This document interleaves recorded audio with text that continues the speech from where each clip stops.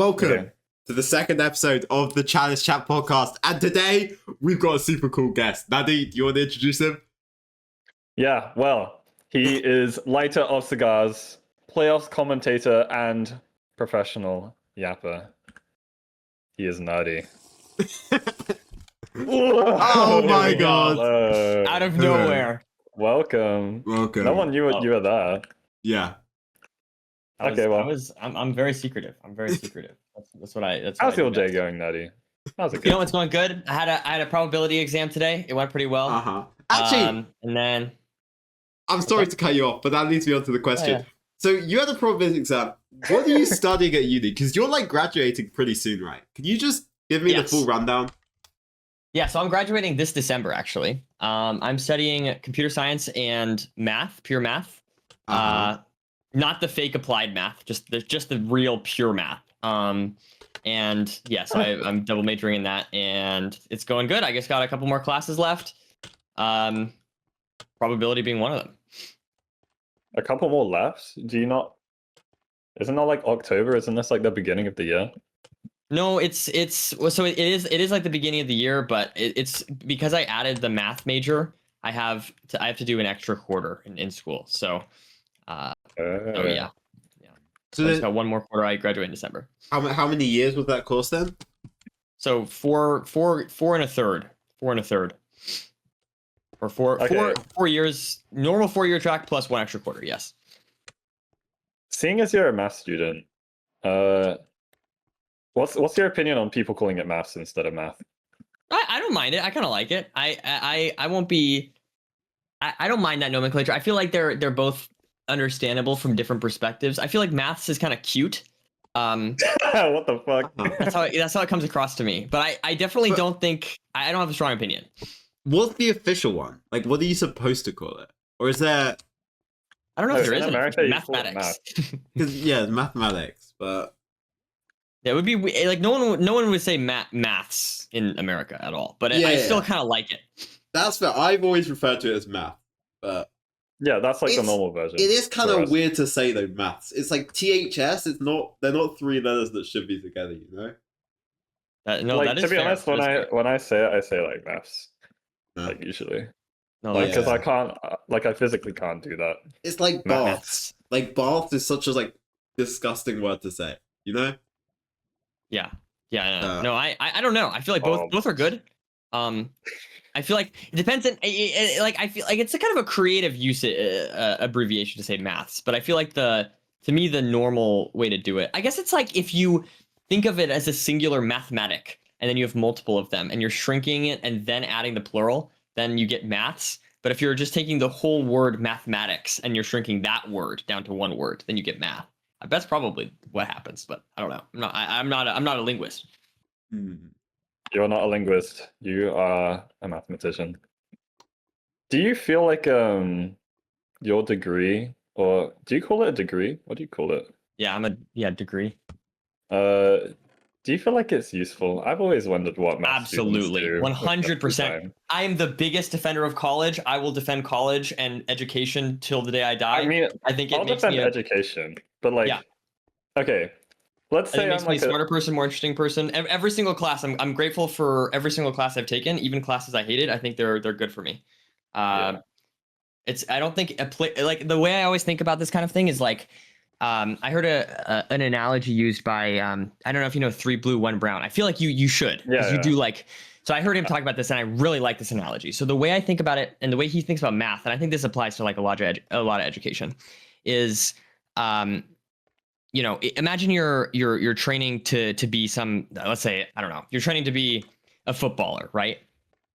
Maybe you're going to do like leg press, or maybe you're going to do ab workouts. And it's not like you're necessarily going to do those things on the field, right? But by training those muscles and by, doing those kind of things, maybe stretching, exercise, whatever, by doing all those things, even if you're not going to do those exact things in actual games, in the sort of like, it's still very, very useful to train those muscles and to train all that stuff. And I feel very similarly with school and education. So like, it's not like I'm going to use Bayes theorem or whatever on my day-to-day basis. But I feel like understanding probability, for example, is like really, really interesting and helpful for, I don't know, YouTube, let's say, or like understanding what like different thumbnails and A/B tests and all that Is stuff. the Like A/B test statistically significant? there you go. Exactly. So I don't know. I mean, but there's lots of like math problems that you'll come across on your day-to-day basis. And I feel like just by having a lot of experience in it, even if it's not like you're doing calculus specifically, but you're learning problem solving, or you're learning how to think about numbers or how to approach them, or in the case of like literature is another. I'm not a literature student, but I'm really grateful that I've taken a lot of literature classes because I feel like it's taught me how to write, how to think about art, how to critically analyze things and engage with other people. I think literature is where I learned to talk a lot in my like Socratic seminars, and I feel like that's been something that obviously I've used a lot of. Wait, what is a Socratic? Socratic what seminar. mean? It's like a thing where like we all get together in a circle and we all talk about a book. Sorry, I thought that was more. Maybe that's not common in every. Wait, I'm looking this up. What the hell? Yeah, is no, that word? it's like a thing. It's like a thing that we did in my high school. We did a lot of Socratic seminars. And yeah, so like Socratic. Like yeah, like Socrates. Yeah, I still don't know what that means. But... yeah. But Okay. so, anyways, I'm a big defender of college education. I think it makes people. I mean, I think there are. Don't get me wrong. I think there's people that can totally do awesome stuff without going to college. Like, I don't think it's something that like everyone needs to do necessarily. But I feel like if you're not sure or whatever, I think it's a very good starting place to sort of build a foundation and go from there. That's how I feel. Would you ever be a teacher? Because you sound like very passionate about it. I've thought about it. I don't know if I'd be good at managing like a bunch of students. I really enjoy like tutoring. Is really fun for me. Like I love doing. I've tutored in the past. It's pretty. Yeah. I love it. I'll do it. I do it for people in MCSR for free. Like people just come into my Discord and I'll just help them with math because that's usually what I do. But like the other classes aren't as fun for me to tutor. But like so I love teaching, but I don't know if I'd enjoy like managing a class or grading things and kind of the extra things that come with that. That part of it I could see not being for me. But yeah, I mean, I'm definitely not counting it out. Controlling your class, I guess, and that's just not as good. I've it's tutored like, though as well. That's fun. It's like there's a big difference between teaching someone that wants to learn and teaching someone that's forced to be there. It's like yes. That's deep, Andrew. I can understand why you wouldn't want to just like teach to the school, and it's like, okay, like maybe your class of 20 people and 5 of them are interested, the other 15 are just there because they have to be there, and that's like a completely different thing to manage. I don't know. Yeah, that's a big difference between like GCSEs and A levels, I think, or like whatever the American equivalent is. Like, because GCSEs, you're just forced to take all the subjects that I guess you're meant to, and in A levels, you can actually pick what you want to learn in life. Like, yeah, I don't know. Yeah. A level classes are just way nicer to teach. Yeah, I don't know. I feel like I've always been interested in school. Well, not always. I don't know. I do think it's very teacher dependent. Like if my teachers are bad, I'm definitely less interested.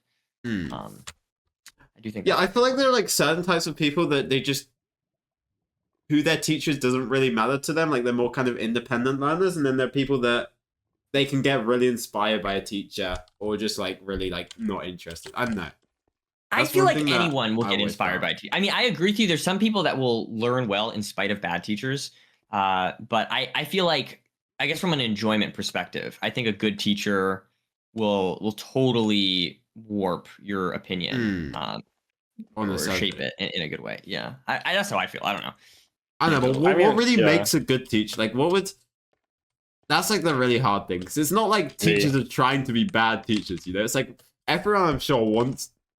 Like, every teacher's trying really hard, but what distinguishes someone that everyone's like... trying really hard? I think so. I don't know. I mean, that's a really good question. I mean, I'm definitely not... I don't know if I'm qualified to answer this, but I would say, like, anecdotally, for me, like, my best teachers are always just the ones that are most enthusiastic and excited and like have a deep understanding and can go really into the weeds of specific questions. I think being able to teach something is its own skill, there's a lot of people that understand things really, really well, and then you try and talk to them, and they try to explain it to you, and it just like they can't communicate what they're thinking. So I definitely think it's like a layer above just like a deep understanding, being able to teach. So I think it's probably those two things, like having a really good understanding, and then like generally having passion for your students' learning, probably something like that. But it's probably more complicated than that. No, that's fair. I remember I had like a physics teacher for GCSE who was really interesting because he was so passionate, and I feel like anyone who liked physics like really enjoyed his classes because he teach shit that was like way ahead of what we should be learning, and it was like super cool. But to anyone that wasn't really interested, it was just like they really didn't like him, and it's just that's a really good point. Yeah, because there's different like audiences that you're trying. It sounds like I'm talking about YouTube, but like there's different like people that you're trying to appeal to as a teacher. Like some teachers really focus on like the basic questions and get really sort of, I would say, bogged down. But maybe for a lot of people, those kind of teachers are best. Whereas other teachers, I like when we really kind of like just go all over the place. Yeah, just like try and understand like a more complicated example, or when we just go quickly in general is what I like. But I do understand that like they have a lot of students to appeal to, and it is what it is. Because I guess I had like a math teacher who was the complete opposite, but like they were both pretty good. Whereas she literally was just like so methodical and would go over everything in so much detail that it's like you're not going to not know this, you know? Yeah. And it's just like, I don't know, it's really interesting. Also, the other reason I like that physics teacher was because he didn't complain when I didn't do the homework, but that's a different story. That's awesome. That's awesome. I feel like homework is a weird one because it's, I don't know. So some people need it and some people don't. And sometimes I feel like I don't need it, and then I get lost on an exam and I'm like, fuck, I really wish I did the optional homework or the extra problems or the extra studying. Yeah. No, I think at least in school, not in uni, but like in school, you always need the homework. The homework will always make you a better person in the end. Like, yes. And either way, you're probably gonna get like shit on for not doing it. But yeah. All right. What should we move on to? Naddy, do you think? I don't know if you've been asked this before. There's been a lot of MCSR podcasts. Do you think MCSR content has a future on YouTube in 3 years' time? I'm very interested to know. Has what in 3 years' time? Has a future on YouTube? Oh, totally. Like, yeah. Really? Yeah, 100%. I mean, no, I think so. I mean, I'm biased. I think there's like a real desire for it, is what I think. I mean, it's hard to say if.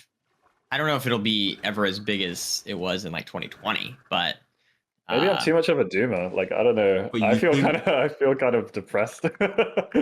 Really? I'm surprised you think that. Yeah, me too. I'm a doomer, bro. I don't know. I think people seem excited about it. And there's always like new record. I mean, yes, don't get me wrong. There's definitely things that could go wrong or right. For example, like if Mojang updates the game in some way that makes newer versions exciting to speedrun, that would really help. And I don't necessarily know if that's going to happen, but waiting for that day. But running on update. That would be amazing. Well, that would be amazing.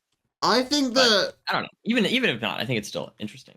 I don't know, it's weird now because I like 2 or 3 years ago, if you'd asked this question to someone like say Curryway, they would say that MCSR has so much potential in YouTube and shit in terms of like, because I feel like a few years ago, MCSR content was just either a documentary about a run or it's like speedrunning Minecraft bots or speedrunning this Minecraft seed. Whereas now it's evolved into like so much more with like Naddy, your like Craft a Lie, my videos, like Gray's videos, all that shit. But it's just like, what's the kind of next stage beyond that, you know? Like where does it go from here? Because it's, I don't know, there is only so many like crazy original concepts that we can keep doing. But I mean, I don't know. I guess I'm thinking about playoffs is what I'm thinking about. I mean, I understand that's not the question because we're talking about YouTube, but like I do feel like playoffs is sort of a sign of the community growing. I mean, I feel like it's been pretty much growing every season. People are more and more excited about it each time, it seems like. And I feel like that is a direct result of people being excited about the YouTube videos and other MCSR related things and other streamers getting into the game and whatnot. Like, to me, it's sort of a byproduct of just the community growing in general. I guess, so yeah, I don't see any indication that it's not that the game is as on YouTube wouldn't grow. It's in a sort of similar. Like, no, I guess like playoffs is just like sense. the amount of viewers that watch playoffs is the size of the community, and it's just like that will be depend on the other factors. But I guess the question is more like, do you think, in terms of like YouTube and those other factors, like, do you think it will keep growing the way it has been, or is it like hitting the limit? I don't know. I mean, I think I'm an optimist in general. I mean, it's funny when I feel like when me and I talk obviously a lot. Speaking of craft a lot, I talk a lot with B. Me and B talk about shit all the time, and I feel like I am always the optimist, and he's always the pessimist with this kind of stuff. I think the community is growing. I think the community people are excited about. I think YouTube, there's a real desire for, especially like sort of the more high quality or highly edited sort of MCSR style content. I think there's a real desire for people to watch that stuff. I think that's why we see a lot of videos pop off that are in that sort of category. I mean, I don't know. Obviously, yeah, it's totally possible that, you know, it could slowly kind of die off over time.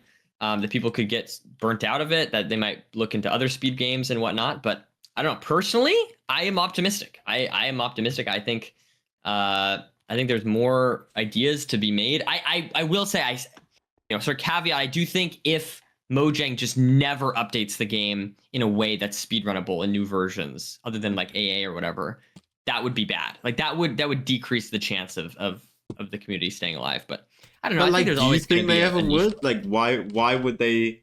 What So would an update I personally mean? think so. What would that mean? I think like, so. What would that look like? So I think I'm going to disagree with just about everyone in the community that I've talked to. Oh, and that's not true.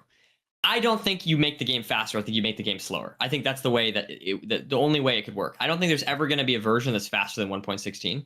And I don't see how it's possible with the way that strongholds now generate, with the way that mag ravines are harder and whatnot. I think the game being faster, we would need some, like, they would need to give out pearls in a chest at spawn. You know, there would have to be some insane shit. Yeah, I think most people would agree with you on that. Yeah. So that's my first premise, and so my second premise is, and this is the one I think people would disagree with me on. Okay, so if you can't make the game faster, I think you need to make the game slower. And in my head, this could go a few ways. You could add more bosses that you need to beat, or more mobs or structures you have to visit before you can enter the end. You could push the any percent, like rolling the credits to some point beyond the dragon. And I think people would feel like that's too much of a change, or would feel modded. I think it would make the game really cool if they, for example, imagine you had to beat like several bosses that each one gave you a map to the next one or something. Maybe it'd be super RNG. I don't know. I mean, that's just off the dome, you know. I'm sure they could, Mojang could come up with a better design. But my point is something like that, where you have sort of this, some kind of structure in order to make, maybe like, instead of like a 6 or 7 minute speed run, we're talking like at best like a 30-minute speed run or something like that. But like, would they want that really for casual players though? Would they want? Yeah, I mean, I think that's the big question. More difficult? I think I don't see why not. Personally, I mean, I don't think that they need to, like, I think adding things, like, especially if they did things like after the Ender Dragon, like, I don't see what's wrong with that. Like, I feel like there's like a constant like archetype of person that plays Minecraft every like 6 months or to a year, where they beat the dragon, get elytra, and then get bored. So if they added more stuff and they postponed the, they made it either harder to beat the dragon by a bit, or they postponed it a bit, I don't see why that would negatively impact like the Hermitcraft kind of SMP style content. Personally, I mean, I think they'd be excited. I don't know. That's just how I see it. But I'm also coming from a perspective of like, I played Minecraft my entire life and I love Souls games, and so I realize I'm not the old, like these are very. I realize I'm not the only target audience here. Like I acknowledge that, but that's what I would want. That's what I would want. Yeah, I think my main worry with like the future of the game is like, is current Mojang, are they brave enough to make major changes, like changing when the credits roll? Like, I don't actually think they are. I think like the current development team for Minecraft are very like, risky. I don't know, they're just very like safe. Yeah. Well, I guess it's I like don't know, it Minecraft just- is printing money at the moment. It's still the best game and like the biggest game in the world, and it's not exactly like on the decline. So Yeah, why I would mean, they it make makes crazy sense, changes? like- they shouldn't update the game as if they're updating like freaking Fortnite every season. Like, No, they no, should that's just not- add yeah. small features onto the game. So that's why I don't think anything will change. And yeah, my main concern for like speedrunning content is the fact that speedruns are inherently like, you know, you do them over and over. It's like kind of like the same general route. It hasn't changed too much in the past few years. Especially with like ranked as well. Like, you know, you get people with like tens of thousands of games. I don't know how they're not bored yet, but like there has to be a point, you know, where eventually it gets a little bit boring. I think compared to other games, like, you know, maybe Valorant or League, which also are a bit more repetitive, those have like the team play aspect. So I think that makes them very different because you can play with friends. Like speedrunning is Yeah. like less so. So I do No, definitely, So- yeah, I wish there was more to do there. Yeah, I agree with you. I do definitely agree with you. That'd be really interesting and really cool if there was something big enough to make like a new category split, or even like a separate, like a new ranked version on latest version, like something Yes. that could enable that to happen would be kind of sick. But I think the future of ranked, not just like content, probably lies with like team play. Like I think, like, can you imagine 2v2 ranked? Like, okay, it's not gonna happen like for a little bit at least. It's very Yeah, no, it'd be complicated, awesome. but like 2v2. Yeah, no, I'm Oh my 100%. I'm with you. I'm with you. I wouldn't even. I God. It wouldn't would just hesitate be to- so cool. Absolutely. Yes. No. I'm. Imagine 5 stacking 100,000%. ranked. Oh my god, imagine 5 stacking ranked. No. Yeah, It would be but amazing. good luck paying for Minecraft servers. Like That is the I problem. know how expensive they are. There's like it's just Hey man, how does Hypixel make that money? Ranks. Hypixel They can makes do their it. money. Well, there's a few things. First of all, you don't need to. You're not like generating any chunks anywhere. Secondly, Hypixel Skyblock. But like not many Minecraft servers even make much money, and those who do, you look at their games, and it's just like the same map every time. You don't need to load any chunks. That's the biggest problem. The biggest problem is loading chunks. Whereas with ranked, you just have to, you're loading chunks. Ping, like, it matters to a point where if you're trying to speedrun on a server with 100 ping, it's like a huge disadvantage. Particularly the Okay, but level this that is the everyone's future, at. Andrew. Sorry? This is the future. This is the This is future. 3 years time. We're gonna have flying cars by then. Like, Yes. just it's gonna be just- fantastic. just think about it. I really don't see a line in which ranked ever has multiplayer mode. Like, I just don't I'll make it. see that ever happening. But I'll make it. It'd be awesome. I think it would be awesome if we could do it. it would be cool, but it's weird. I've always dreamed of like a multiplayer speedrun showdown server, but it's also the same problem. Yeah, speedrun Did showdown. Speedrun Showdown 3 ever happen? Is it gonna? Listen. Or Yeah, will it ever happen? I can't comment on that. Unfortunately, I can't. Oh. I'm sorry. Okay. I listen. I'll be. That's all I got. That's all I got. That's not a no. Oh my That's not God. a no. So Oh my I don't know. god. We're gonna get some content soon, potentially. Well, I don't know. I'll see, but we'll see. On the Okay, subject I have of, another question there you go. about YouTube as well. Okay, I'm not fully familiar with like your channel's history and like old videos and stuff, but like, will you ever edit one of your videos? Do you like hate editing, or I don't know? What's your opinion on editing? Yeah, videos, that's a like, in great general? question. First of all, I did edit one of my videos, the Loki video. I edited Okay. that one. So I'm definitely not opposed. Okay, so there's so many points I have to hear. Okay, number one, Okay, One. go ahead. my PC is like really annoying with editing. It's really, really annoying.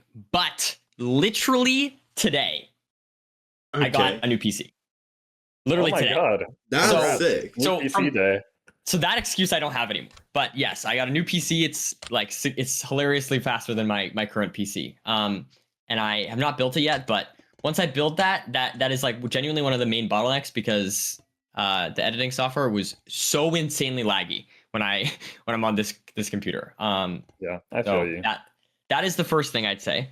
The second thing I'd say is that I feel like with editing, how do I explain this? I don't have a lot of practice with it, I would say. I just haven't done a lot of it. I definitely have the way I feel with editing, and I could be wrong about this, but my instinct is that What the fuck? like with drawing, for example. Is wireless not on? Oh. No, I've had this before. Anyway, let's move on.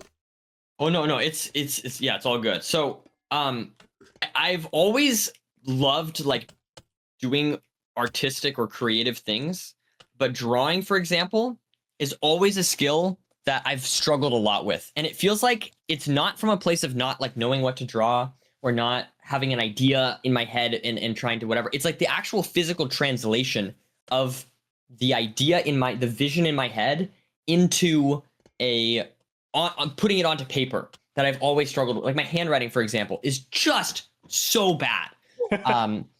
As an example, and it's kind of a similar editor. Can we put up a picture of Naddy's handwriting? I can send a picture. It is laughably bad. Like I just imagine. I mean, I don't know. It's very not good. And so is that a case of like you're thinking too fast? You think like you're just there's so much going on in your head you just can't really like. I don't think so. Yeah, my brain is just so smart. No, I think it's more of I think it's just a specific skill to be able to like. I think there's just different skills. Like some people are good at coming up with. I mean, I don't know. Maybe I'm being too reductive. It could be a thing where like I genuinely just don't have practice, right? Like I just genuinely don't practice my handwriting or my physical drawing or digital drawing or whatever enough to be good at that. But the reason I bring that up is because editing feels very similar to me, where like I'll have like a very specific vision for what I want, and I feel like it's just easier for me to explain that to an editor and hear them out and hear their thoughts and like have that back and forth and have someone to just talk to in general. Is just like I just really like it. But as far as I do want to try editing more, I could see myself, for example, again, maybe I'm being too harsh on myself, but I could see myself doing like a rough cut, sending a rough cut to an editor and then having them polish it up and make, add some cool graphics and stuff like that. But I feel like making things look professional is something I've just never been good at. But again, it could be a practice thing. I might just need more practice. No, I have very high standards for my videos. I have very high standards as well. Yeah. It's interesting because I kind of feel the opposite, where I feel like I have the ideas in my head. I'm not really able to like explain it, but I can put it on paper, in the work.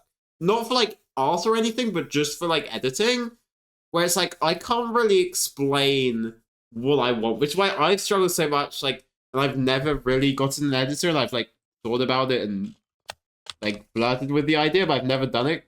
And I think the biggest reason is just that the idea in my head, it's like the vision is so concrete, but I just can't get it across. So I don't know, how I love talking.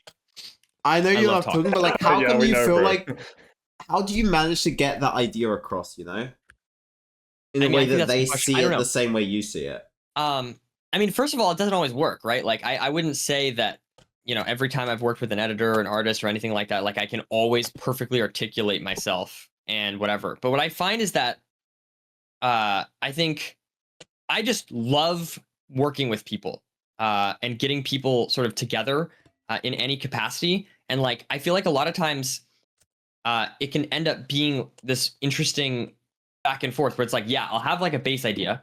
And as long as the person's like B was so fun to work with because we almost always saw eye to eye, but there were times where we would disagree, right? There were small little details that we'd be like, I don't know about that. I don't know, from both of our perspectives where we'd sort of disagree. But it was always interesting to hear B's perspective or to have that discussion and that dialogue. And I feel like throughout the course of the video, like us being able to communicate and discuss and debate how to make the video better, I feel like the video became a lot better than whereas if just one of us were working on the video, then you'd sort of get less ideas, less eyes on it, less people caring about the project. So I don't know. I mean, if you think about like movies, I mean, obviously I'm not fucking Christopher Nolan or anything. but I could be next week. I might drop a movie or something, you never know. But anyways, Wait. But no, I feel like with movies, there's so many people, if you think about the credits in a movie, like so many people are working on these projects, right? And I feel like that's what makes them great, is like there's just so many people, so many different artists and actors and whatever. And I feel like and obviously directors, editors, things like that. And I don't know. That's how I think about it, but maybe I could work more on my own. I don't know. I think that's really insightful. I mean, I've never had an editor. I kind of feel the same as Andrew in that I don't think I'd be able to articulate what I would want, but like I would know I'd be able to put it down in the editor. Like I'd be able to replicate it pretty well in the editor. But like, I don't know. So do you enjoy the editing process, or like do you not? Like if you were editing when I was editing like that one video, it's like I like doing I like, to me, like the Loki video, I'll use that as an example, the Loki troll video. First of all, I don't think that footage was amazing. I think the footage was kind of mid because Feinberg just instantly caught on. So I think that was a difficult editing process. I definitely could have done a better job. But I feel like with that video, what it felt like to me is that I sort of got like a rough cut of that video, and I just posted that. If you compare it to, Craft a Lie or something. Like it wasn't very highly edited. It wasn't whatever. I would say I enjoy doing that. It's just there's a lot of like details and stuff that I just don't have the practice with to fully understand, like J cuts and L cuts and stuff, like when to use those things and how long they should be and every like frame of whatever. Like those details to me aren't natural at all. And maybe that's the thing. I need practice, but I do feel like some people like really get that like really quickly. So I don't know. That's how I feel, at least for now. But I do want to practice though. I do, like I said, with the new PC, I'm gonna try it out. I have some footage right now that I'm gonna edit, I think. Once I build it. That's really cool, because I do think editing more will just generally make you like better. Even if it's paying someone else to edit for you, I still think you having more editing experience will make you better at that process. Yeah, no, I think you're right. Sense. So I think it's definitely like, because it's weird, like you don't want to have a channel that kind of relies on editors. You want to be able to have that freedom that, if I edit it myself, I could make a good video. Like that's something that's kind of quite important, I think. I don't know. Yeah, no, I think I do want to, like I said, I do have some footage right now that I'm going to edit probably after I build this PC, and I'm definitely excited for it. Separate from Craft a Lie? It's not Craft a Lie, yeah. No, not Craft a Lie. Oh wow, we're being treated to multiple new Naddy videos. Oh. Yeah. There was one other thing I wanted to talk about in the editor thing, and maybe this is a bit more of a spicy, interesting topic. But because this is just like, I know we've had this conversation quite a few times in private, and it's like the whole idea of how can you, if you're like a small, like we're all small YouTube channels, right? And for the quality of videos that we want to make, it's really hard to like pay an editor fairly.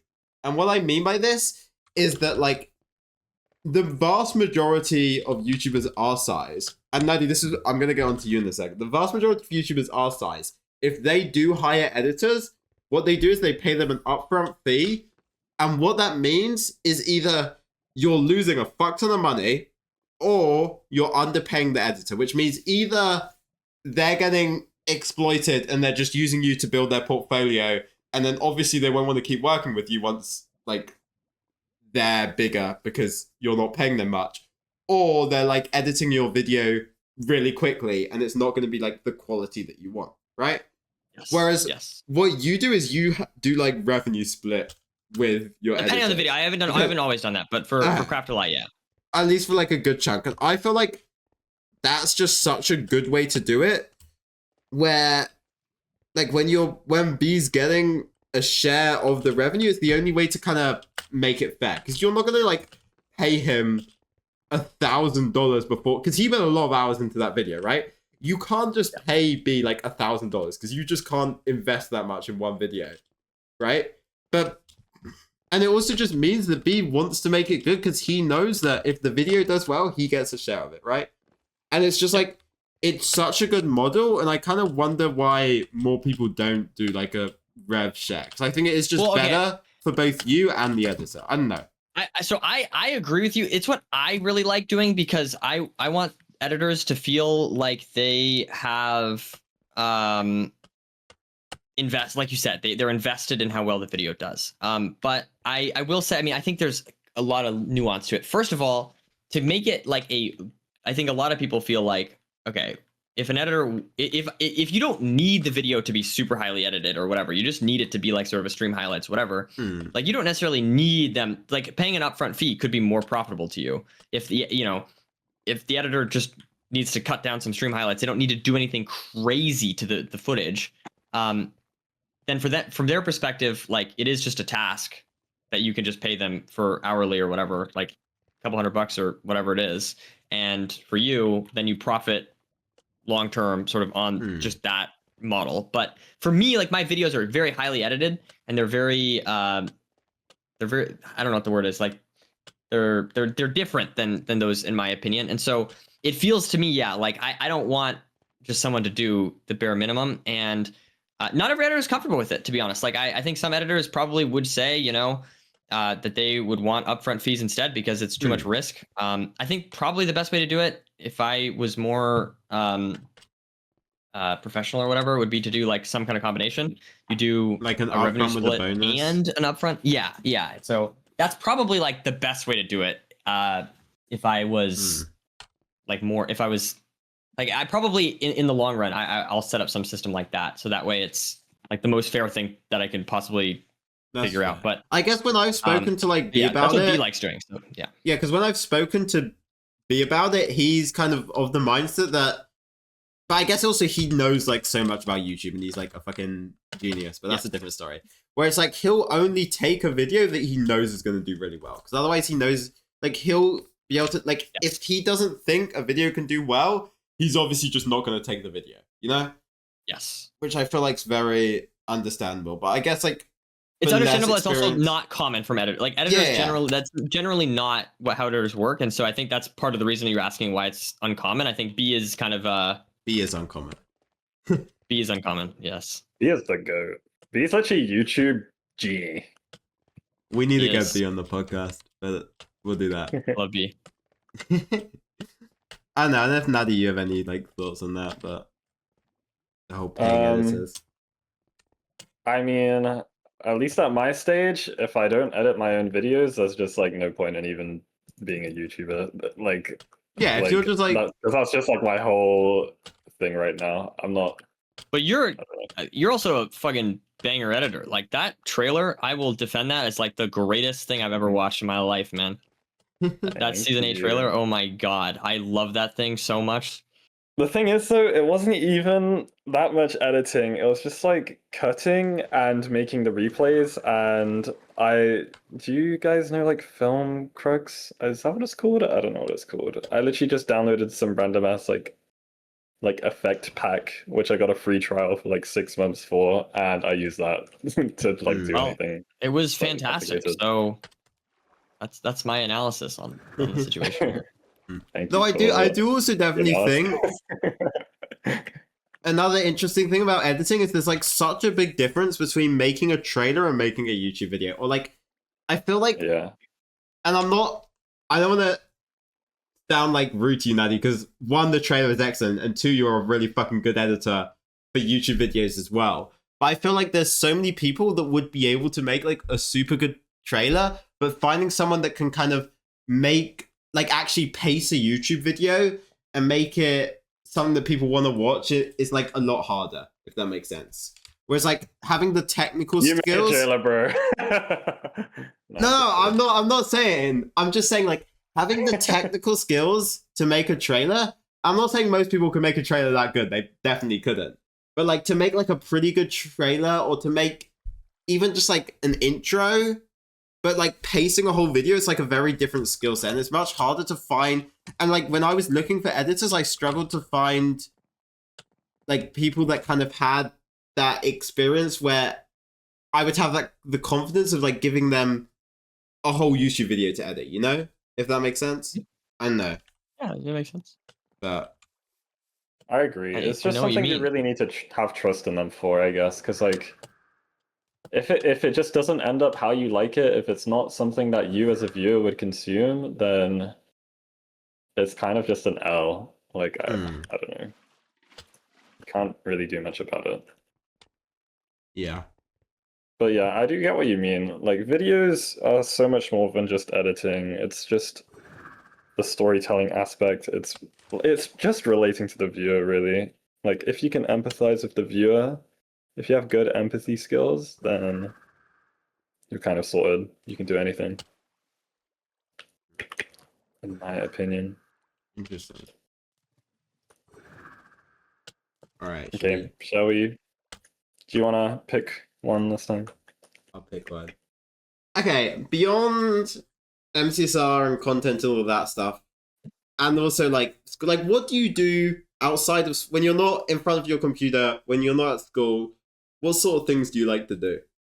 That's like the question, I guess. I am like, I feel like I am so fixation driven. Like I'm a one track mind. So like right now, a lot of things I'm thinking about is just like YouTube. But I go through phases of things, and there are things that I do regularly. Like for example, like climbing is something that I go back to a lot. Like I climb every single week, a few times a week, bouldering specifically. Soccer, or sorry, football. I forgot I'm with some British people. Okay. I'm a big fan of. I obviously love watching Barcelona. I feel like you guys have probably seen that in the background. I also like playing soccer, though I did get fucking, oh my god, I got absolutely crushed at that game. I was so tired after that. Right? Like I felt like you should have scored. Wait, did you score? Oh, it's all good. No, I didn't score, but it's okay. For me, I nutmegged purpled, and that's all I needed. No, I felt like you played so well and you got so many opportunities, you just didn't quite get like the final. It's close, yeah. No, it. I feel like I've always been like that. I've always been more of a playmaker than a scorer. I think I should have stayed on the wing in retrospect, thinking about that game. I think I was way more dangerous on the wing than up top. But anyways. So yeah, I really like soccer, both watching and playing. Let's see, what else do I do? I am a big fan of math. I feel like I've talked about that before, but big fan of math. I don't necessarily do anything like for fun with math, but I really love math it. Up in your spare time? No, not really. No, actually, one more thing back on the soccer. Do you like play for a club then, or? No, not right now. No, but I play some pickup games sometimes, and I definitely want to get more into it. I'm just like very out of shape right now. I love the game so much that every time I go and play, I just want to run, and I'm just like not in like I'm not in shape for it. So it's hard for me. But I need to just like get in shape and play. Is what I need to do. I need to do that. I don't play enough. Every time I play, it's infrequent enough that it's like I'm not getting in shape. You know what I mean? So I just need to like keep going, keep playing. Yeah. Surely climbing kind of keeps you. No, it's like totally different with climbing. Like climbing is like upper body, but it's also like very aerobic versus anaerobic. That's what we got going on here. It's very like bursty and all in your arms. It's like more like lifting, I would say, than okay. You know what I mean? So like run. I guess for like football, you need very cardiovascular stuff. You need to be able to run around for a long time. No, the hard thing I find about football is it's like you've got like the burst that you have in say climbing, but there's no stopping, you know? So it's just like a mix of like bursts and like slow cardio kind of, which is like really weird. And it's just like no, totally so tough. But sorry. What are you saying? Man, I fucking love climbing. I had a climbing fixation a few months ago, and I went like twice, watched every single Magnus Midbow. Oh my god, video. Magnus Midbow's the goat. And I just haven't been since, and I'm just like, oh my god, I'm begging my friends to go. It's a great thing. I feel like it's such a. I recommend it to people all the time. I feel like it's such a good thing to do. It's so. It's so much fun. I think it's so cool. It's just like it's a video game, man. Like you have to solve the puzzle. Exactly. Yeah. No, you get me. Yes. It's just like a video game. It is such a hassle to go though. It's like that is fair. I know. I find have it's one like really close to my house, so it's very chill for me. Cheap. for me at least. I don't know. Yeah. Yeah, it's only good if you have like people to go with that live close and you have somewhere like Yes. pretty close. But it's like, Yeah. I don't know, that my problem is like I have people to go with, but they all live like over an hour away. So it's like maybe we can go once every few months, but it's just like, I don't know. I have a friend that lives right near me, and we just go, me and him, like 3 times a week. What That's kind so of climbing level are you? Do you how's Yeah, it like so rated over there? I mean the numbers that my peak, the hardest I've ever done is a V6 is the hardest I've ever done. That's pretty V6. good. That sounds yeah. pretty fucking hard. But I would say like, that's like the hardest, right? So it's not like I'm just like doing a bunch of V6s all the time like that. I've done like, I think 3 of those. Mhm. So usually I'd say I climb somewhere between, like on a good day, if I'm doing V5s, I'm feeling good. If I'm a little bit rusty, maybe I'm doing V3s and V4s. And like warm up, probably like V1s and V2s. Yeah. Yeah, I think in the 2 times which I went, I think I managed to do a V2 to 4. They were just labeled like V1 to 3, V2 to 4. So I don't know like what it actually means. So yeah, my gym is the exact same way. We do like when I say I've done a V6, it's a V6 to a V8, and I'm just rounding. I'm just assuming if I'm doing that insane. grade, then I'm probably doing the easiest one of it. So That's logically, fair, it yeah. should probably be a V6. Yeah, that's Wait, how so I am grade I a it in my head. V2 then? No. Oh, wait. I know, dude. You've done it before, bro. I believe in you. Yeah. No, surely not. No, at my school it was really sick. They, as like our sports option, like they just climbing was one of the options, and we could go to a climbing. So I did that for like a year Bro, every that's week, sick. which is really cool. But I've been a few times since, but it's just like it's so much of a hassle. Like I was gonna go, but then it's like and everyone's so far, and it's expensive, and it's just like why don't we just like meet up and do something else? And it's just kind of sad, but I don't know. One day I'll get back into it. But I think my hardest is like probably a V4. I don't quite remember. Bro, you're cracked. Awesome. Okay, well, V4 is I've only been twice. very, very good. So just saying. Mm-hmm. But yeah, it's just kind of like too expensive. You can do a lot of stuff for like 15 That is true. pounds. I went ice skating today for Mm, 15 pounds. that's cool. That was pretty fun. I've never But like, been I ice guess if you skating. go to a climbing gym, you can stay all day. Really? Is it like? Was it like? Is it like? I don't know. I've Have never you been really. skiing? Sorry, I've not been skiing. Have you been skiing? No. I don't You know. ever It's just like I've never rollerbladed? really. It's never come up. I don't know. Dude, Is it like? why the fuck is there a flying machine up there? No, come Nerdy on, cranked come on. with this flying machine. I'm a big fan. It's kind of fun, right? You can get in. Like, we got a whole ass. Oh, we got mic. We got seats God, we now. got Oh 3 my seats. god. Yeah. No, this is like the coolest event. If anyone breaks this, Wait, like did you the podcast instantly I'll ends. turn on the buttons. I'll make did you it. do this off the dome or did you use the tutorial? I used to do a lot of redstone back in the day, bro. I used to do a lot of red. I love slime blocks though, because they call it the community calls it slime stone, and I always like that word.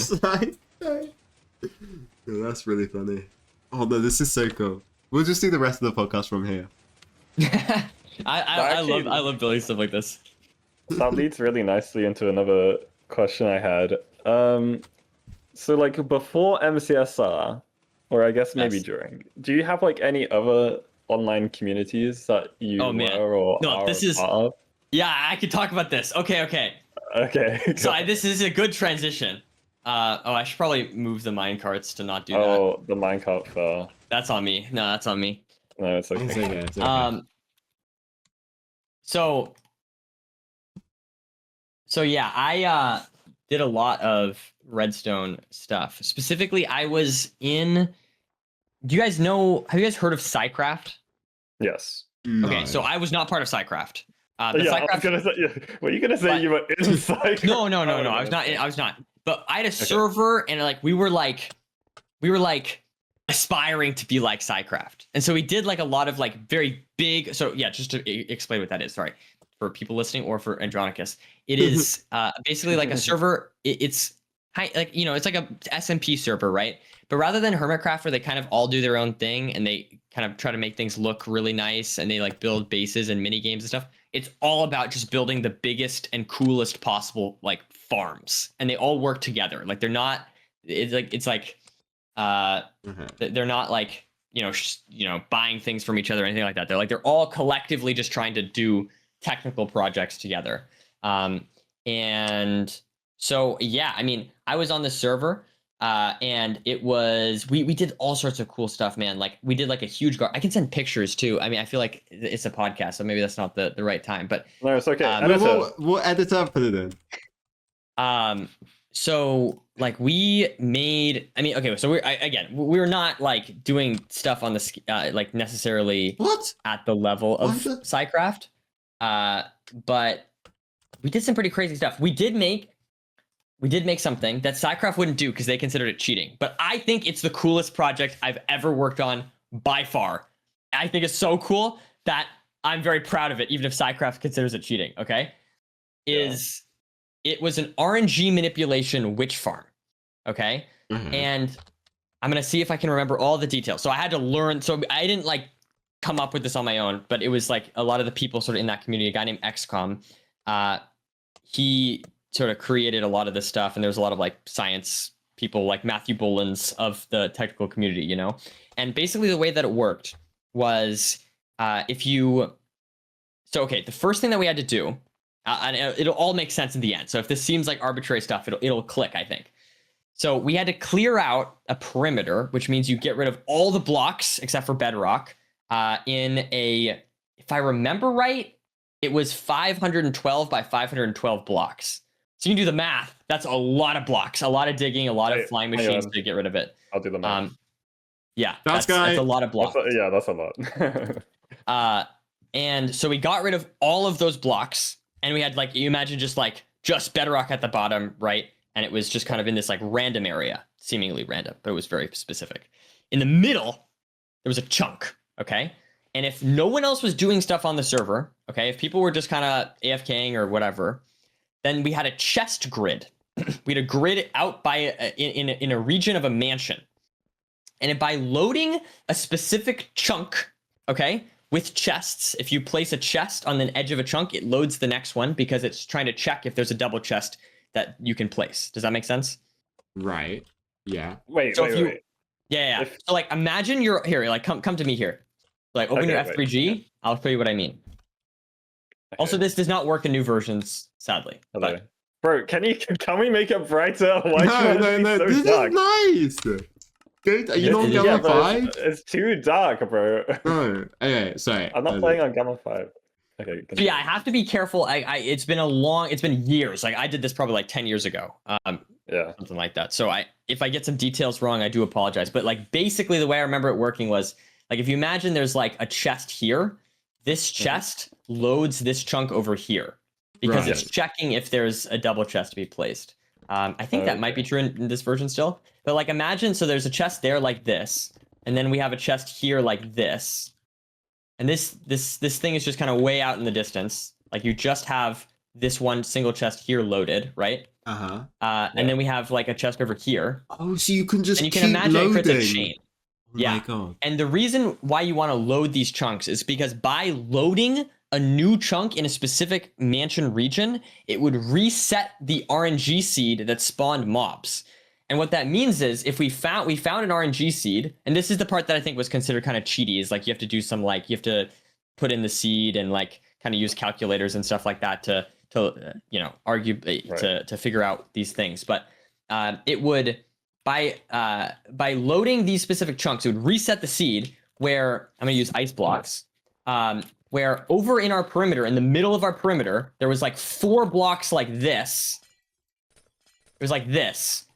These 4 ice blocks here. It didn't have to be ice, it's just any spawnable blocks where if it were dark enough, a witch would spawn in all 4 of those sections, right? So every single tick, it would load a new chunk, reset the RNG seed, and spawn a witch on these specific 4 blocks. Every tick. And you can imagine that's a lot of witches. That's a lot of witches. So for context, by default, if you were to kill all these things and loot it, that's the equivalent of like, if I remember, if again, I'm hoping I'm getting these numbers right. It's been a long time, so I apologize. But it was like the equivalent of like 50 witch farms at max speed, all running at once.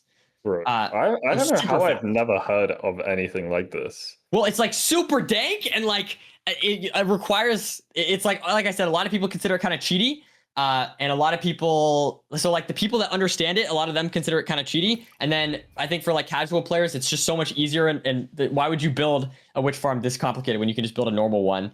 I mean, this took like hundreds of hours, you know? You're just building it for the fun of building it. For like, yes, for the love of the game. For the love of the game. And for the science. I thought it was just so cool. To me, it was just the coolest thing I've ever worked on in Minecraft. So we had these 4 blocks. I think they were more like this, if I remember right. Maybe like... Wait, how did you know how to do this? Were you like innovating or? No. Like... So that XCOM guy that I mentioned that came up with this, he was a friend of mine, and he walked me through a lot of the things that, like, he basically got us to the point where we had witches spawning on these blocks every tick. Like he helped us walked me through that process of how to do that, and it was so much fun. Like I loved learning about it. It was like I just, it was so cool to me. It's just like, oh my god, I just feel like it's such a cool project. But no. So the innovating part, though, in my opinion, was the next step. So he got us to the point where we had a witch spawning here every tick. But there's a mob cap, right? Yes. How are you going to kill this many witches quick enough? Right? Wait, can I answer? Sure, you can guess. I mean, I don't even know if the way we did it was the best way, but I can tell you what we did eventually. So you're actually onto something. That's not a bad idea. But respawn anchors. Yeah, that would not be very renewable, would it? How am I onto something then? I'll give you. Creepers. Well, you'll see. So, okay. So there was a reason why we chose ice. I'll give you that hint. There's a reason why I picked ice. Ooh. Okay. I'm thinking. Hang on, I'm locked. Oh, you can like push them off? No. Yes. Okay, now how are you gonna push them off? TNT? No. Wind charge? No, that wasn't around. Oh. 1.12, by the way. 1.12. Wow. It was in 1.12. Surely you just do like collisions with something. Like automatically, fully automatically. Or is there a player involved? Yeah, for now, yes. To get them off the ice, yes. Oh man. Editor, I need your help. Is it to do with collisions? Yes. Yeah. Oh, do you make the witches? Do you make the witches pathfind somewhere like fake, and then they push each other off? Too slow. Oh. Gotta get them off ASAP. ASAP. Okay. ASAP. When they spawn in, they get pushed off immediately. Pistons would block spawns. You have like a boat with mobs in. Okay. I like where your head's at. Also, let me know if you guys want to stop guessing. I'm sorry if I'm dragging this on. I like the mine. Yes, minecart is correct. But there's more to it. It's not just a minecart. There's no TNT mine. Oh, no AI minecarts which don't move. Is that a thing? No, not. I'll give you a hint. There's something in the minecart. TNT. Shit. No. Furnace minecarts. Nope. Is it like a default minecart? Nope. Entity? It's something you can get a Ravager. No, that wasn't in there. That was not 1.12, but I like where your head's at. Polar Nope. Something big. Panda. Something big. What's the biggest thing? Not a panda. Pandas don't exist in this version. So is it a big entity? It is a big entity. Oh, you're missing something kind of obvious, I think. Cow, not cow. Horse? Is it a horse? It's not a horse. I'm looking through the spawn eggs. Reaper? I feel like you're gonna be like, oh! I think that's what I'm expecting. It's not gonna be like an ender dragon, right? Like nope, not an ender dragon. What is a big mob? Big. No, when do we give up? Oh, Elder Guardian. Nope, not an Elder Guardian. Elder Guardian might have worked. I don't know. That's hard to say. That might have worked. Oh my god, gas. Yes. Gas is the answer. Yes. So we had 4. I think we had. I don't remember if we had 2 or 4 ghasts, but basically the ghasts would be. Can you put like, a ghast in a minecart? Yeah, you can put a ghast in a minecart, Yeah, and then can. the ghast goes here. Or I'll put happy ghasts to represent that. Oh, I was gonna put a real ghast. No, Okay. It's I fine. mean, you can try. He won't aggro. Is he in? He might be in. It's hard to say. I remember. Yeah.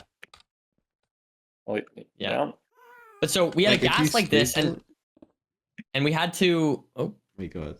And so we push them off. Okay, and now we run into the next technical challenge. Okay, so they're falling down, right? Yeah.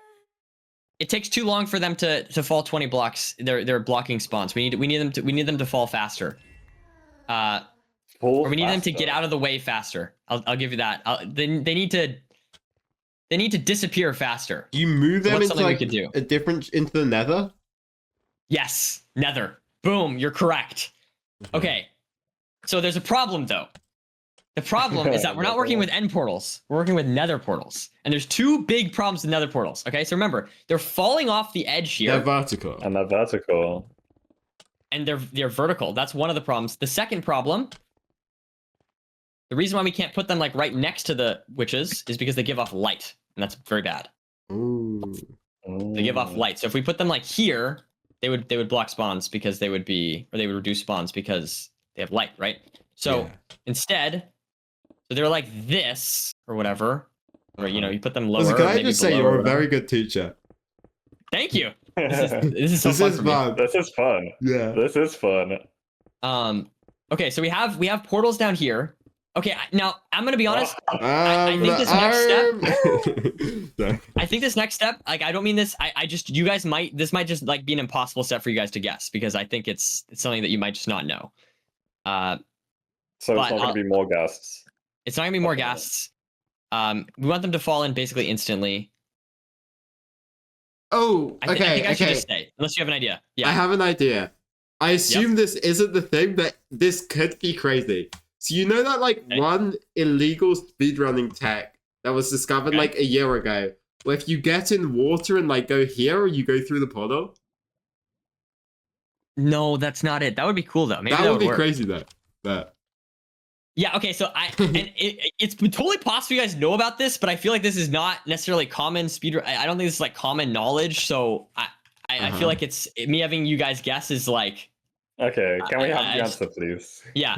So what you can do is you can take banners, okay, or signs, and let's see if I can remember how to do this. But basically, actually, I don't even know if signs are the best way banners are the best way to do this anymore. But basically, what you can do is when you like imagine if I go like this, right, and I like break this block here, right? Yeah. It updates this banner here. And then it updates this banner here, and then this banner here, and then this one, and so on, right? But there's like, if I remember how this works, there's like a limit to how much the game can actually update. It can't do infinite banners. There's like a limit. And it's like a lot. It's like 1,000 or something, or like, it might be 1024, so something like that. I don't honestly remember. Like I said, it's been a long time. But basically what you can do is you can do something similar. I'm sure someone in the comments is going to know how to do this exactly, but you can use like rails or banners or something like that to break the portal in a specific way, such that it's called like a slice of a portal, and it looks like this. I've never seen that. No, I've seen people break a portal. That makes sense. That's so cool. And then they can fall vertically into it. Oh, that's so smart. So we have this, right? Right. But the problem is if you put them, okay, now this is where I'm going to get you guys back engaged, okay? So if you want basically what you want, right, is you want the witches to fall as little as possible because we want to get them into the nether as soon as they can. And so they're getting pushed off by the ghast. Put the ghasts here. These are the ghasts. Okay, so they get pushed off into these sliced portals. Now here's the problem. The problem is, if we put the portals at the very bottom, then they have to fall a really long ways. If we put the portals the higher we put them up, then then the ghasts have to, or not the ghast, sorry. Then the light will eventually reach the witch spawns, and we want this light as low as possible. There's like a roof on top of this. Pretend there's a roof so that there's 0 light. So the light's coming from the portal. So how can we move the portal closer, but still keep the how can we move the portal closer without getting the light up there? There's got to be like a block. Which there's block that you can pull trapdoors through. Let light through. It doesn't let light through. Yeah. Like this. The trapdoors that would let light. Yeah. There's got to be something that you can fall through that doesn't let light through, right? Is it a block? I don't. Not. I mean, I don't know. That's no. I would say no. Fuck. That's a philosophical question. What does Hey, that when mean? we find out, we'll answer if it's a block or not. Okay. Okay. Is it I think something no. you can place down? I would say no. Can you place it down? Yeah. Yeah. Okay. So it's not a full block. No, definitely not a full block. That I can firmly say. No, it's not a full block. I got nothing. I'm sorry. Yeah, I don't like. It's not. It wouldn't be ladders or vines or anything. Like, I don't know. I'll give you a hint. Yay. No, you guys can definitely get this. Like, I think this is gonna be like the ghasts where you guys are gonna hear it and you're gonna be like, oh. Okay. It's not that obscure. You guys should. How about you guys ask me like 20 questions to guess this? I think that would. Okay. Can you jump on it? No. Oh, okay. Well, obviously, actually not. What? So you can fully phase through it. Like, there's no part of it you can step Do on. you obtain it in a normal speed run? Totally. Yeah. Oh. What? What? Yep. Is it okay? How quickly? Okay, not how quickly. Can you obtain it within 2 minutes of entering an average Minecraft world? Average? Yeah. 2 minutes. If you're good. Okay. What about ranked? And ranked? Oh yeah, totally. Yeah. For most seats, yeah. Shit. What is this? Is it a bucket of something? I don't know.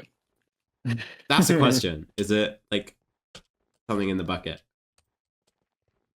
Yes. It is. Wait. What? Yep. No, but this is 1.12. Yep. What? Water? Does water really block light? Yes. Yes. Water blocks light. Oh my god! Really? Yeah. No, Yep. but surely that would like slow them down, or are they just? So Does that not matter? basically, like the way that we had it designed, I forget exactly. I think we had some crazy shit. The scary thing is that you want to. I don't remember the exact numbers, but the problem is if you place a block here, you place a block there, then it updates the portal, and it will go away. So I think we maybe either found a way around that or we placed it like one up here like this, and then we had. I mean, it basically just didn't slow them down that much. Like we tested it, and it was just faster to have water on this layer here. Was it like flowing water, so it was like a really thin layer, or was it just a? I think it was just full blocks, if I remember right. It's been or full like sources.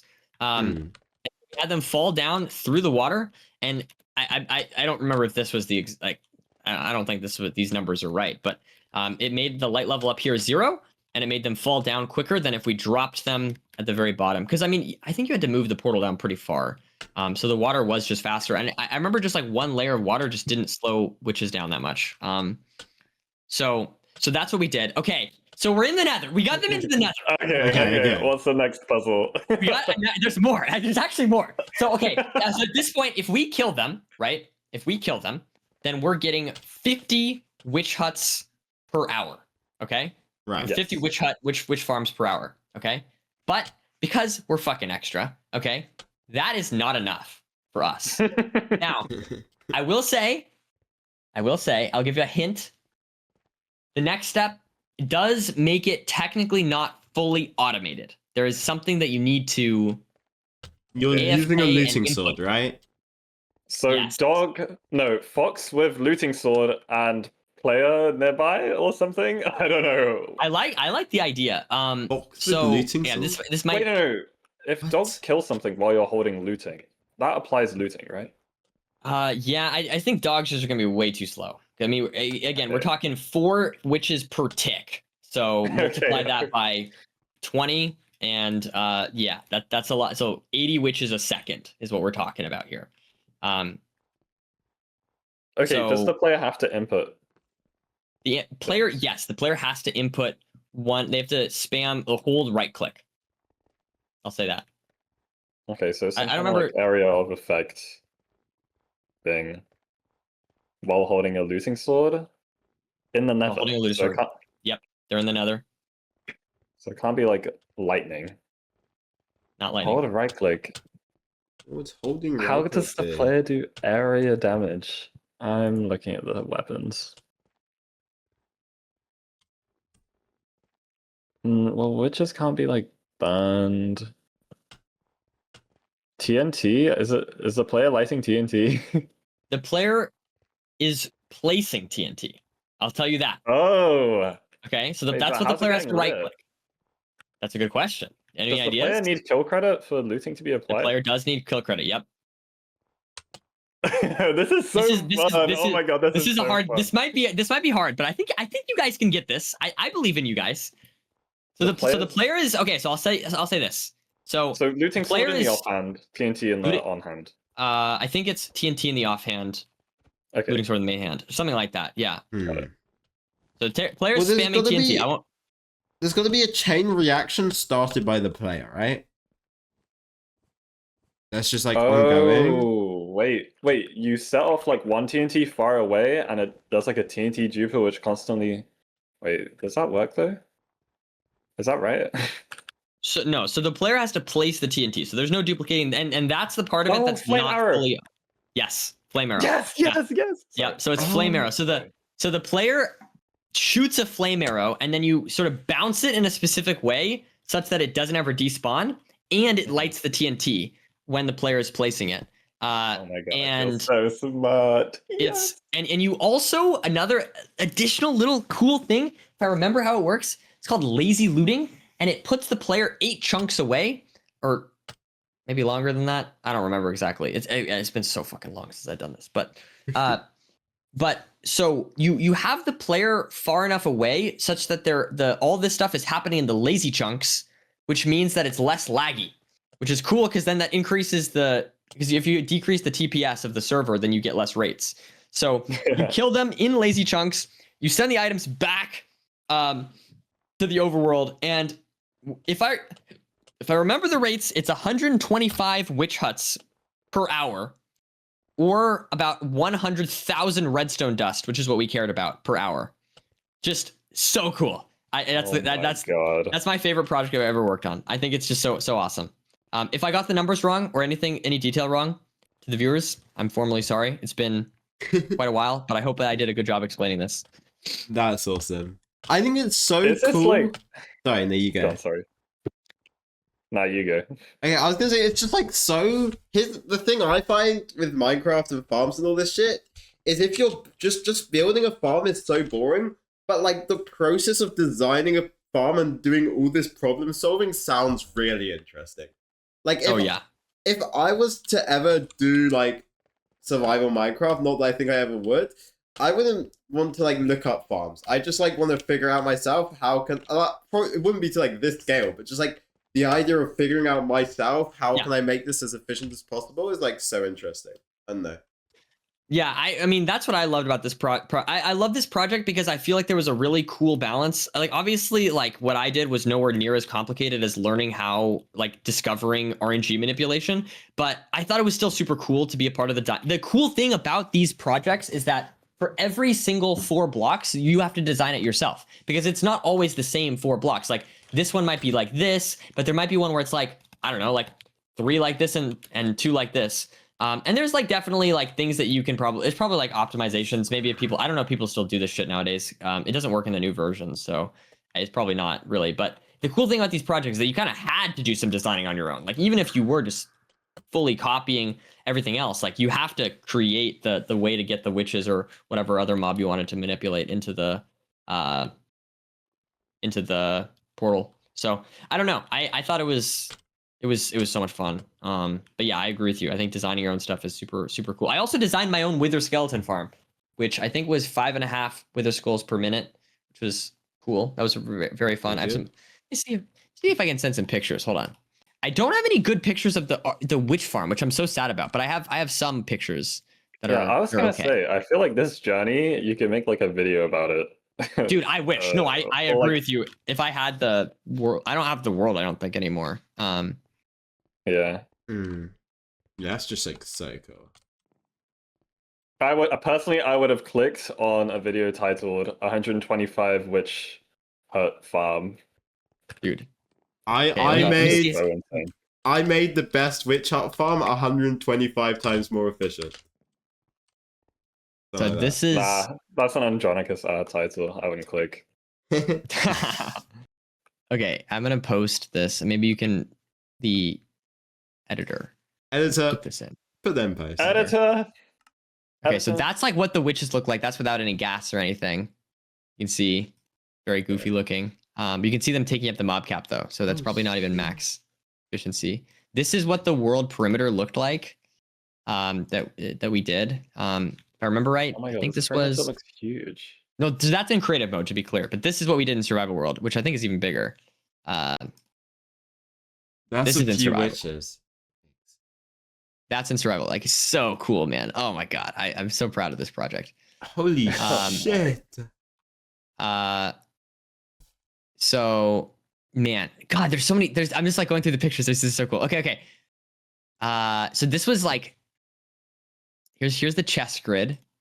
I think this was also in creative, but obviously we built it in survival. You don't need the concrete. We might have had that. No, that's definitely in creative. It's literally in creative, but it like had this cool like thing to activate the chunks in a specific way. So this is the best. Unfortunately, this is the best image I have of the actual farm. I'm so pissed at myself for not taking better screenshots, but this is the best I have. So you can see this is me placing the floor, but in the top right, you can kind of see the sliced portals in the water above them if you really look. Oh yeah, I see it. Yeah. Oh my God, the sliced portals look sick. Awesome. Wait, so when did you make this when 1.12 was like out, or did you use an old version for this and like you made this more recently? I think we did this. Sorry, no, it was like 1.13 or 14 was out, I think. Right, I don't remember like exactly. 2018, 2019-ish. Something like that, yeah. And then here's the so we did a guardian farm. Now the funny story about the guardian farm, okay? Now again, in my defense, I was young, okay? That's my defense, okay? Before you guys judge me for this. So all right. Okay. So come over here. Wait, I have one more thing to teach. If that's all right. So in the older versions, okay, the way that the mob sorting algorithm worked is it goes like, you guys know subchunks? No, I don't. Oh, okay. So this is actually useful for PTs. Subchunks. Wait, subchunks like the different Y levels for each chunk. Yeah. So it starts at the very bottom subchunk when it's trying to spawn mobs, like down here. Yes. And then it looks for spawns down here, and then it goes to this one. I think this is not how it works anymore, by the way. I think they changed it dramatically in some way. And then it goes to this one, and it keeps going. In 1.12, it keeps going until it reaches the subchunk with, I believe, a full solid block in it. So like and you can imagine like in a normal Minecraft world, like it'll go up to the top with the surface, and then it won't try and spawn mobs like in the air, right? So that makes sense. Yeah. And I think it goes, I don't know why they exactly go, it goes bottom to top, but that's just like how it works. So the idea of a perimeter generally, not for the RNG farm, the RNG manipulation farm, because that's very different, but generally the idea of a perimeter is you get rid of all the blocks and then it's just like staying down here at the bottom or like towards the bottom, and it doesn't have to go through bottom to top. It just stays towards as low as possible. It just has like less checks to do, so it can just start the respawning algorithm faster or whatever. So we built a perimeter for a guardian farm for just that purpose. And this is what it looked like. This one is this is very pretty, but I think you'll immediately notice the problem with this. That's hilarious. Like to look back at this. Now I will admit the walls look amazing. And I'm so proud of the walls. But can you see the problem with this? The problem. What's that thing in the sky? Exactly. So that was the storage system, which completely defeats the purpose of having a perimeter, because if you put the storage system in the sky, then like you're placing solid blocks in the air, and then it's very bad. Well, what about all the other blocks like around? I think like the other chunks are fine. I don't remember exactly, but yeah, like I mean it's right above the chunks where the guardians are spawning, which is that like that sort of aquarium looking thing at the bottom. So it's very, very bad design. Eventually we did move this. But yeah, I think it still looks very cool. So that's good. Okay. And then one more thing. You guys know the secret usage of dragon eggs back in the day? Breaking bedrock? Yes. Right? By the way, God, I'm so knowledgeable.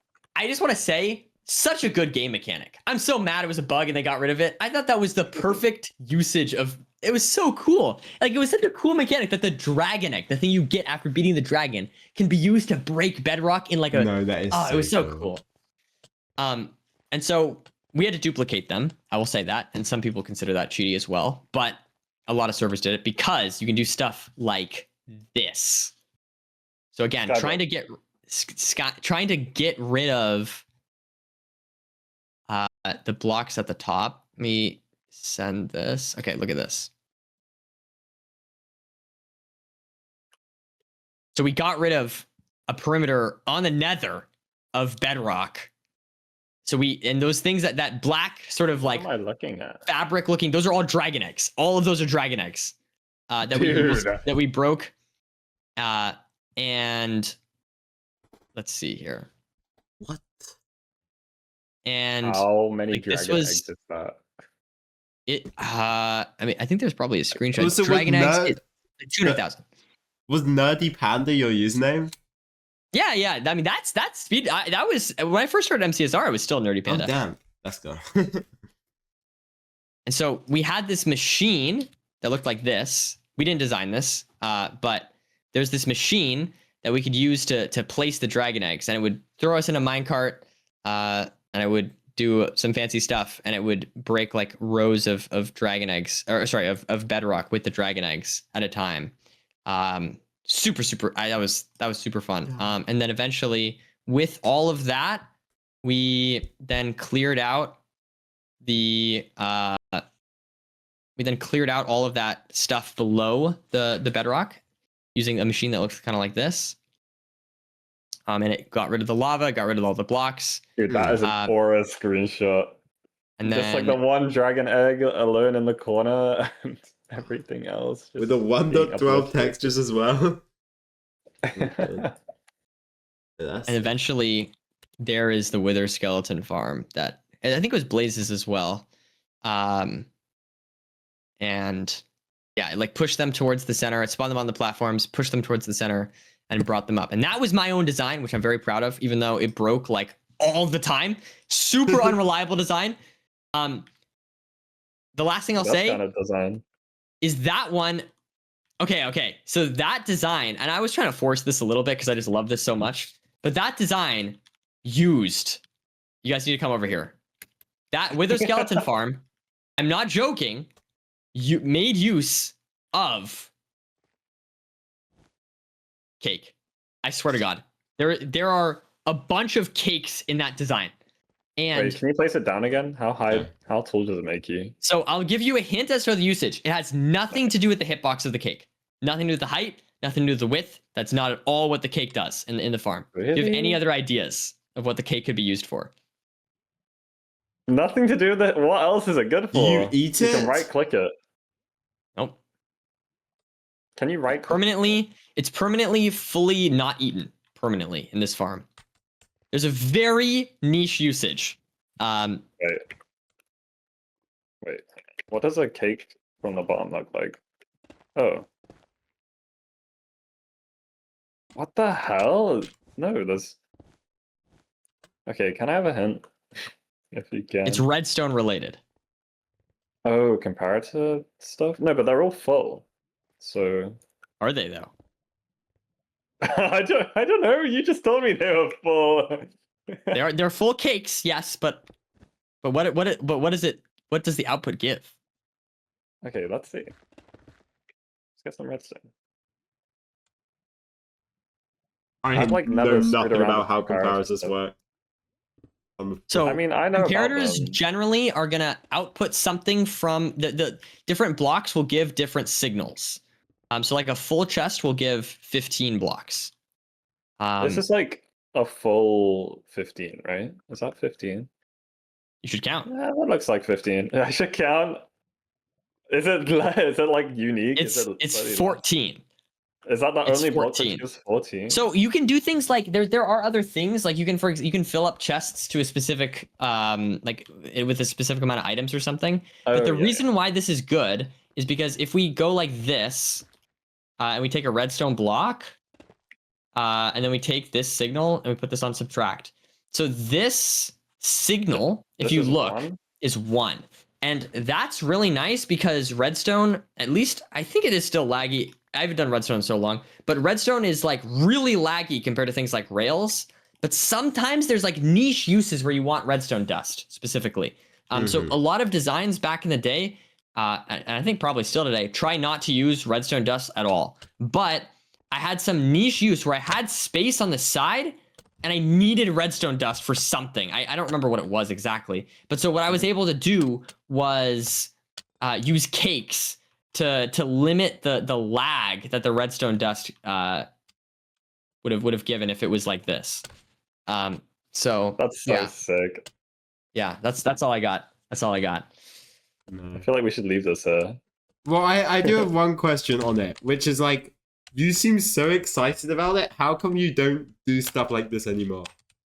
Dude, it's first of all, I mean, I feel like I'm just in the speedrunning world. I'm not. I don't know. Maybe I could. I mean, honestly, I have thought about it a lot. I do really love it. I feel like it's kind of a. I don't even know. I kind of did a lot of things. Like I don't know what new things I would do. I could probably think of things. Honestly, maybe I should. Maybe that's the conclusion. It is really fun. I think I just need a good group of people to work with. I don't really talk to the people on the server anymore. Like I don't even know if they play Minecraft. And I haven't talked to them in like years. But so I would need to find like probably a entirely new group of people to work with. And like a lot of my friends nowadays do not have the patience to do projects like this. Hey, listen, I'll say this. If anyone wants to do these kind of projects with me that's listening to this podcast, hit me up. All right. That's what I'd say. If anyone's still listening, message Naddy. I mean, they just take a lot of time. Like a lot of time. Like, I mean, these screenshots are cool, but like, I mean, they took like months. You know what I mean? Do you think you're better at like Minecraft tech? I don't know if I should really call it redstone because that like witch farm shit was not redstone.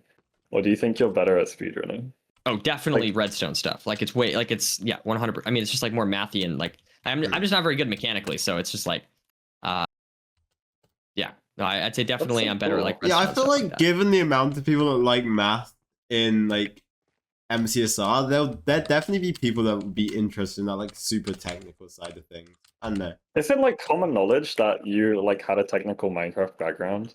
Or because I don't know. I've mentioned mentioned it on stream before. But I don't know if people. I know a lot of people know this about me, but there's probably a lot of people that don't. So, I mean, I'm definitely not like insanely good at technical stuff. You know, it's not like I'm like some kind of Ilmango or whatever. It's like, I am still like a casual. I'm kind of a casual speedrunner and a casual redstoner. I think I've just put, maybe I don't know. I feel like. Dude, speedrunners are just so intimidatingly good. You know what I mean? Whereas I feel like redstone is more of like a kind of collective scientific process that's very fun to be a part of. But like speedrunning is more of like a personal. They're very different. They're very different things. To answer your question, I'm kind of yapping, but I guess that's the point of me being here. That's kind of what podcast is. But hey, we're here to yap. That's fine. And then is that a good place to end then? And there. I had like so many other questions, but this was. Wait, hang on. Let me see. Um. No. Okay, is that like your main other like online community then that you're a part of? Just the Redstone one? I would definitely not like that involved compared to like MCSR, where I feel like, you know, I'm very involved with MCSR. I feel like that community I kind of like I don't even know how many people like I wasn't, I don't know. I didn't get like super involved with that community, I guess, other than just doing a lot of builds. Yeah. But I would say I know. I mean, I was pretty involved though. Okay. But like yeah, I mean, I'm trying to think other communities. I mean, I guess I played some like Rainbow Six Siege. I played some Fortnite, but I feel like those communities are so huge, and like I you know I didn't really have like I don't know. I feel like I would say technical Minecraft and speedrunning were kind of the main ones. Like the Okay. main big things that I worked on and came back to a lot of stuff. Yeah. Okay, that makes sense. I do have other stuff I want to ask too, but it is like midnight and I have a 9 a.m. tomorrow, so maybe we should do like quick fire questions. Okay, are you ready? Question 1. Which podcast is better? Chalice Chat or the HBG podcast? For legal reasons, I mean, I cannot answer that question. I feel like they just need to obfuscate as much as possible. Listen, I feel like they're both really great podcasts. I think that sometimes comparison is just like, if we think about like comparisons, right? Like, why are we doing a comparison when they are just truly different in their own way, you know? Comparison is That's the true. root of all evil, right? That's a good answer. Exactly. That's a good answer. Yeah. I like The best way to dodge the question. Yes. Okay, I think I already know the answer to this, because you're just so excited about it all the time. But do you ever get sick of, or do you think you'll ever get sick of commentating playoffs every single 4 months? I would say, like, if I got sick of it, it would be a sign for me to stop. I mean, it's impossible to say. I'm like I mentioned this at the beginning. I'm a very fixation-driven person. I like to think that playoffs happens infrequently enough, and it's exciting enough to me that it will never get boring. But like, yeah, I mean, I would just stop doing it if I didn't like it. God, playoffs commentary is something I could talk about for another 4 hours. I have so much to say about it. Oh, brother. But I love doing it. And I've been actively like really trying to improve, and that like improvement, like the I don't know. It's just been very fun for me to try and improve. It's like something that I feel like I don't know. It's, you know, getting better at stuff is fun, you know? And I feel like from that perspective, I feel very motivated currently to keep improving and whatnot. Yeah. I mean, especially like commentary. Commentary can apply to so many other like, skill sets. Like it's just public speaking. It's like being entertaining in like content. It's like being an entertaining streamer. It's just like a lot of things. Yeah. Okay, but I'm very embarrassed by my old commentary, and I'm glad that I've been working on it. I think I used to just not take it as seriously as I should have been, is what I think. Yeah. And I feel like because of that, like if you just watch the old VODs, I just think it's a lot worse. I've watched them recently. It's a lot worse. I think both me and Fiber have improved a lot. I think, yeah, I was just very like, I was a little bit too distracted, I would say, is what back in the day. Whereas now I feel like I agree. More focused and stuff. Yeah. I actually remember watching like season 2 playoffs, season 1 playoffs, and be like, man, this nerdy guy really says the most random stuff. Yeah, I definitely was very distractible, and it's a complicated process, but I feel like I've improved a lot, and I'm happy with the improvement, and I want to continue improving. So I guess also like over time, playoffs is like initially it wasn't as like that is crazy of a thing, because like I guess in, like now there's no speedrunning tournament like playoffs, right? Like it is the biggest, the craziest speedrunning tournament. When it started, I guess it was like obviously it's more than just another tournament, but it wasn't like seen as crazy as Yeah. it is now. 100%. It's like it's kind Yeah, of I mean, I was Feinberg streaming it. He would just like switch scene to just be his like full screen POV and just show like something cool, or there would be music playing in the background. I thought that was really interesting about early playoffs. That was music. No, it's definitely improved like a lot. And I'm personally very happy with a lot of the improvements and whatnot that we've made. So yeah, I need to fix this. I need to fix this before. Okay, so No, you reminded me that I need to fix it. turn I have a broken these. flying machine. That's something so cool that you can just like switch it on and off with the. I didn't even know you could do that. So much you can do with redstone, man. Yeah, I know none of it. So It's cool. so cool. I love redstone and slimestone. Okay, I think that's pretty much like all the burning questions I had. Thank you so Okay, much for now. having me. This was amazing to talk about. To yap. I love yapping. So thank you guys for having me on. Thank you Thank for joining. This is really insightful. I didn't know you were such a redstone guy. That was like, I don't know how this will be to listen to. I'm sure it will be like listenable with all the. The editor will figure I it think out. you did a good job. The editor will figure it out. Wonder who that could be. But yeah, thank you very much. Oh, sorry, you no, guys. I thought. All You right. broke the chalice. That was the one rule. All Bro, right. the chalice stays. Thank you for listening, Bye. kind viewer.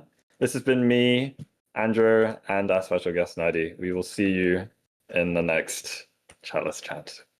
Goodbye. Oh my god, that's so cool.